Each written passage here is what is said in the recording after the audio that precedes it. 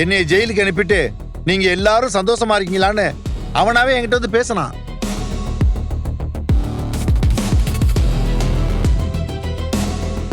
இத சொன்னா அவன் ஜெயிலேருந்து வந்தது தெரிஞ்சு நீங்க எல்லாம் பயப்படுவீங்க, பதட்டப்படுவீங்கன்னு தான் இதை பத்தி நான் உங்க யாருக்கிட்டையுமே சொல்லல.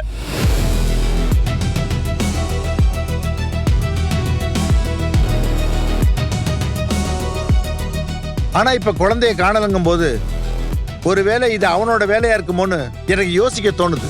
டவுட்டே வேணாம் சித்தப்பா.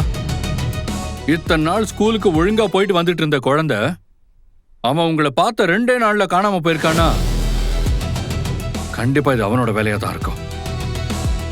ஏப்பா, நாம தான் ஊர் மாதிரி வந்தோம்னா அவன் இங்க என்ன பண்றான்?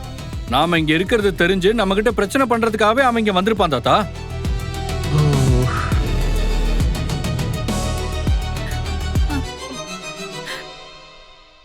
சார், எங்க அப்பாவோட ஃப்ரெண்டு பசுபதினு ஒருத்தர் கொடைக்கானல்ல இருக்காரு. அவரோட பையன் பேரும் ராகவ் தான். அவனும் புழல் ஜெயில தான் இருந்தான். நீங்க சொல்ற அந்த ஆளு நாங்க சொல்ற ஆளும் கொடைக்கானல சேர்ந்தவர் தான்.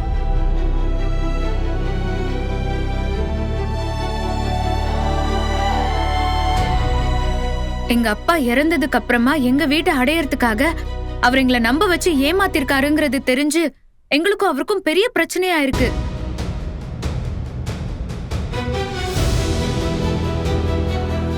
ஆனா கொடைக்கானல்ல இருந்து அவருக்கும் உங்க குடும்பத்துக்கும் என்ன சம்பந்தம்?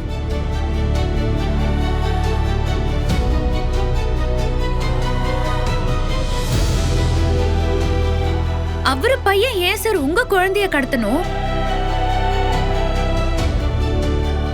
எல்லாம் நேரம்தான், வேற என்ன சொல்றது?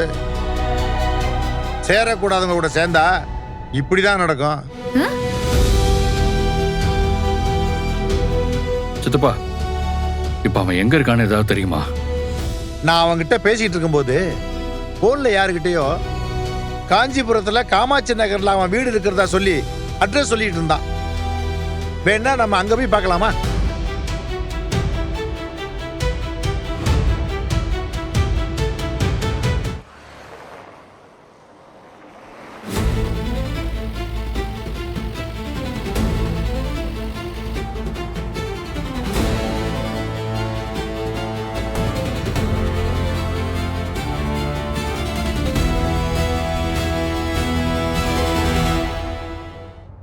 சார், குழந்தைய சீக்கிரமா கண்டுபிடிச்சிடலாம்ல? கண்டுபிடிச்சலாம் மிஸ். இந்த ராகவ் தான் குழந்தைய கடத்திருக்கான்னா கண்டிப்பா அவன் குழந்தைய வீட்டில் தான் கடத்தி வச்சிருக்கணும். நாம கண்டுபிடிச்சிடலாம்.